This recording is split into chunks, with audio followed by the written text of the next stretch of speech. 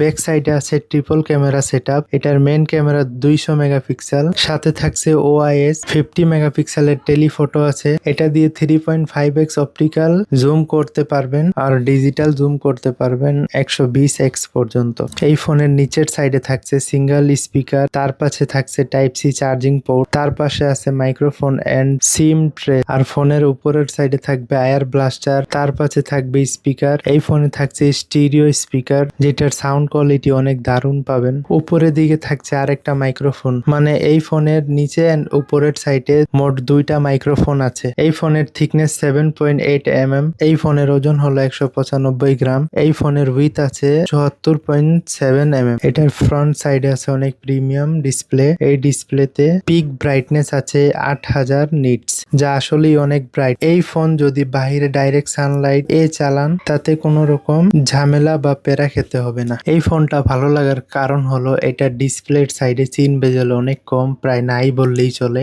এই ডিসপ্লে হনরের নিজের কাস্টমাইজ করা সুপার অ্যামোলেড ডিসপ্লে। এই ডিসপ্লে প্রোভাইড করবে 1 বিলিয়ন কালার তে 120 হার্টজ এর রিফ্রেশ রেট থাকবে। সেলফি ক্যামেরা 50 মেগাপিক্সেলের আছে, নো ডাউট সেলফি ক্যামেরা অনেক ভালো আছে। এই হলো এই ফোন থেকে তোলা কিছু ছবি। ছবিগুলো কেমন লাগছে সেটা কমেন্টে অবশ্যই জানাবেন। যদি আপনারা এই ফোনের ডিটেইল ভিডিও চান তাহলে অবশ্যই কমেন্টে জানাবেন। এই ফোনের দাম প্রায় বাংলা টাকায় 80 থেকে 90 হাজার টাকার ভিতরে হবে। আমার চ্যানেলে যদি আপনারা নতুন হয়ে থাকেন তাহলে ফলো করতে ভুলবেন না।